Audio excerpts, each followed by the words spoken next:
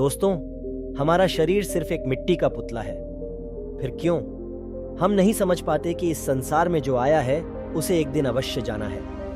दोस्तों, इस कहानी को सुनने के बाद आप अपने जीवन को अच्छी तरह से जीना सीख जाएंगे। साथ ही आप अपनी जिंदगी से सारे दुख और तमाम परेशानियां दूर कर पाएंगे। इसलिए आप इस कहानी को अंत तक जरूर सुनें। कहते हैं कि बुद्ध के संग सबके लिए खुले रहते थे, सब उनके शिष्य बनना चाहते थे।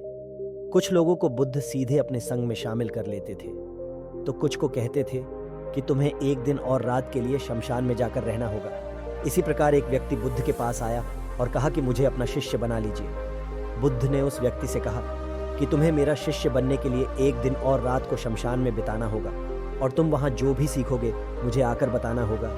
उसके बाद ही तुम संग में शामिल हो सकते हो। वह व्यक्ति यह सुनकर घबरा गया और उसने बुद्ध से कहा कि दिन में तो ठीक है, लेकिन रात में शमशान में रहना खतरनाक है। तब गौतम बुद्ध ने कहा कि कैसा खतरनाक? तब व्यक्ति ने कहा, वहां भूत प्रेत होंगे, वह मुझे पकड़ लेंगे। फिर गौतम बुद्ध ने कहा, क्या तुमने भूत प्रेत देखे हैं? व्यक्ति ने कहा, नहीं, पर मैंने सुना बहुत है। कुछ लोगों को देखा भी है कि जिन भूत आ जाते हैं वह अजीब अजीब हरकतें करते हैं। तब बुद्ध ने कहा, तो तुम्हारे पास ये सुनहरा अवसर है यह जानने का कि भूत प्रेत होते हैं या नहीं। तुम वहाँ एक दिन और एक रात गुजारो, फिर अनुभव करके बताना कि भूत प्रेत होते हैं या नहीं। अगर तुम्हें वह मिल जाए तो तुम उनका विश्लेषण करना कि वह कैसे होते हैं, और अगर नहीं मिले तो तुम यह भी जान पाओगे कि वह नहीं होते हैं। तुम घबराना मत, वहाँ जो भी घटना होगी तुम मुझे उसे जाकर बताना। तब व्यक्ति ने कहा, ठीक है, अगर आप चाहते हैं तो ठीक है, मैं एक दिन और रात शमशान में गुजार लूँगा। फिर गौतम बुद्ध ने कहा, ठीक है, अभी तुम आश्रम में आराम करो और कल सुबह ही शमशान के लिए निकल जाना। तथा गौतम बुद्ध ने अपने 4 शिष्यों को कहा कि वह व्यक्ति कल शमशान जाएगा, तुम उसके पीछे जाना और उस पर नज़र रखना और उसका ध्यान रखना, पर याद रहे उसे यह बात पता न चले कि तुम उसके पीछे गए हो। अगले दिन वह व्यक्ति बुद्ध के पास गया और बोला, जैसा आपने कहा था मैं शमशान के लिए निकल रहा हूँ। बुद्ध ने उस व्यक्ति से कहा, ठीक है, अब तुम जा सकते हो। वह व्यक्ति शमशान गया, उसने पूरी रात गुजारी। अगले दिन वह व्यक्ति बुद्ध के पास आया। गौतम बुद्ध उसे देख मुस्कुराए और बोले कि तुमने एक दिन और रात वहाँ गुजारी, तो तुमने क्या देखा और क्या सीखा? व्यक्ति ने कहा, मैं वहाँ सुबह सुबह गया तो कुछ देर बाद मैंने देखा कि कुछ लोग एक अर्थी लेकर आ रहे हैं। कुछ लोग सामान्य थे तो कुछ लोग बेहद खुश थे। वह कह रहे थे कि उस व्यक्ति ने अच्छे कर्म किए हैं, यह बहुत किस्मत वाला है। उस बुजुर्ग के बेटे ने अपने पिता की चिता को अग्नि दी। वह कुछ देर वहाँ खड़ा रहा। उसके बाद एक एक करके सब लोग जाने लगे। थोड़ी देर बाद वहाँ 2 और अर्थियां आई, जिसमें एक अर्थी किसी अमीर व्यक्ति की थी जो बहुत सजी धजी थी। उसमें बहुत सारे लोग थे, जबकि दूसरी किसी गरीब व्यक्ति की थी जो बेहद साधारण थी, उसमें कुछ ही लोग थे।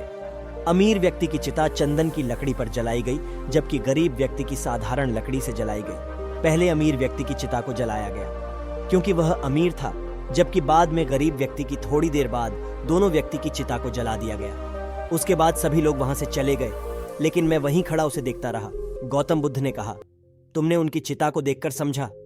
व्यक्ति ने कहा, गुरुवर, दोनों की चिता समान थी। दोनों के शरीर उस चिता में जल भी एक साथ रहे थे। उसके बाद दोनों उसमें जल गए। अंतिम में जो बचा वह भी एक जैसा ही था, उसमें कुछ अलग नहीं था। उसके बाद वहां एक स्त्री की अर्थी आई। उस स्त्री का पति बहुत दुखी था और वहां आए सभी लोग भी काफी दुखी थे। वह सभी उसके पति को हिम्मत दे रहे थे। उसमें मैंने देखा और अनुभव किया कि वहां कुछ लोग ज्ञानी थे जो ज्ञान की बातें कर रहे थे, तो वहां कुछ महाज्ञानी कह रहे थे कि यहाँ तो एक दिन सबको आना ही है। जीवन हमें ज्ञान और परोपकार से जीना चाहिए, किसी को कभी भी कष्ट नहीं देना चाहिए। धन के पीछे हमेशा भाग कर कुछ नहीं होता। अंतिम में हम सबको एक दिन शमशान में जाना ही होता है। उसके बाद वहाँ कोई नहीं आया और मैं पूरी रात वहीं पर रहा और अगली सुबह आपके पास आ गया। फिर आगे बुद्ध ने पूछा कि तुम्हें वहाँ कोई भूत प्रेत दिखा? व्यक्ति ने कहा, नहीं, मुझे वहाँ कोई भूत प्रेत नहीं दिखा। पूरी रात में अपने आप से डरता रहा, पत्तों की आवाज़ से डरता रहा, जानवरों की आवाज़ों से डरता रहा, लेकिन पूरी रात में मुझे कोई भी भूत प्रेत नजर नहीं आए। बुद्ध ने उस व्यक्ति से कहा, ठीक है, अब तुम जाओ और आश्रम में आराम करो।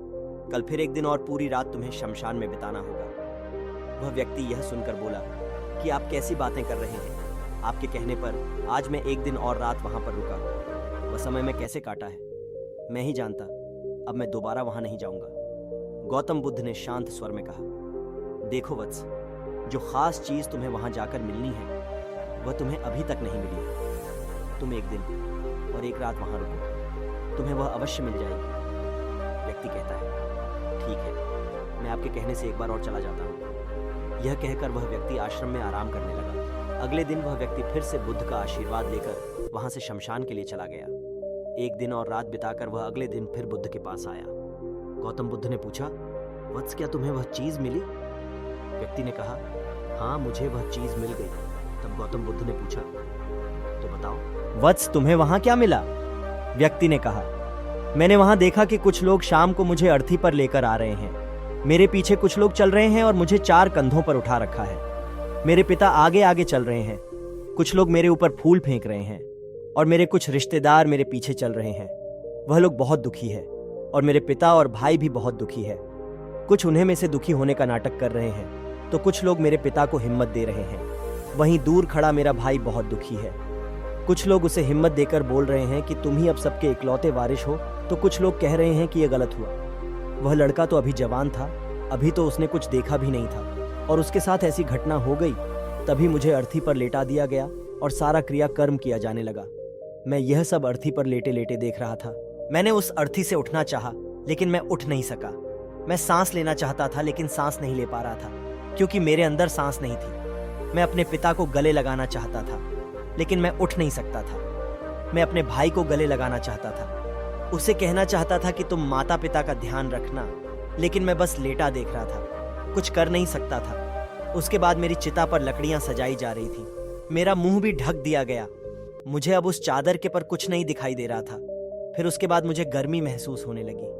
फिर मैंने देखा कि मुझे जलाया जा रहा है। मेरे हाथ पैर जलने लगे, मेरी हड्डियां खाल सब जलने लगी। धीरे धीरे आग और ज्यादा बढ़ गई थी। मैं वहां से उठना चाहता था, मेरा दम घुट रहा था, मैं सांस लेना चाहता था, लेकिन मैं ऐसा कुछ नहीं कर पा रहा था। मैं उस अग्नि में पूरी तरह खो गया। मैं पूरी रात खुद को ऐसे ही अग्नि में जलता देखता रहा। मैंने देखा कि अंतिम रूप से मेरे पास केवल मेरी राख ही बची हुई है। उस पूरी रात ना तो मैं डरा और ना ही मुझे डर का एहसास हुआ। पता नहीं मैं पूरी रात कहाँ खोया था और सुबह होते ही मैं आपके पास आ गया। गौतम बुद्ध मुस्कुराए और बोले कि अब तुम संघ में शामिल हो सकते हो। बुद्ध कहते हैं कि वास्तव में ध्यान और ज्ञान होने के लिए ध्यान का बीज अंदर बोना बहुत जरूरी है। वह बीज तुम्हें वहां कल रात मिल गया, जब तुमने जाना कि वहां सब कुछ नश्वर है। दुनिया में सभी लोग शमशान में जाने के बाद यह तो देख लेते हैं कि सभी को वहां जाना है, लेकिन जैसे ही वहां से बाहर निकलते हैं वह यह सब भूल जाते हैं और फिर अपनी जिंदगी वैसे ही जीते हैं, वैसे ही कर्म करते हैं, वैसे ही अधर्म करते हैं, वैसे ही लालच करते हैं और वैसे ही क्रूरता दिखाते हैं। और जैसे ही शमशान में जाते हैं सब धार्मिक हो जाते हैं। वत्स, तुम पहली बार जब शमशान में गए तो तुम भी उन्हीं ज्ञानी व्यक्तियों की तरह थे, जैसे कि वहाँ सभी महाज्ञानी व्यक्ति आते हैं। और जैसे ही तुम दोबारा वहाँ गए और आज वापस आए तो तुम्हारे अंदर भी ध्यान का बीज उत्पन्न हो गया है। हम तब तक जीवन को नहीं समझ सकते जब तक हम मृत्यु को नहीं जानते। अर्थात जो व्यक्ति बीमार है वही स्वास्थ्य के महत्व को समझ सकता है। अर्थात जो ज्ञान का बीज तुमने कल रात पाया, अब उसे तुम्हें लक्ष्य बनाना है। ऐसा विशाल लक्ष्य तुम्हारे अंदर उत्पन्न होगा जो सभी को ध्यान की छांव से परिपूर्ण करेगा। दोस्तों, उम्मीद है आपको ये कहानी बहुत पसंद आई होगी। अगर वीडियो अच्छी लगी तो वीडियो को लाइक और चैनल को सब्सक्राइब करना ना भूलें। नमो बुद्धाय।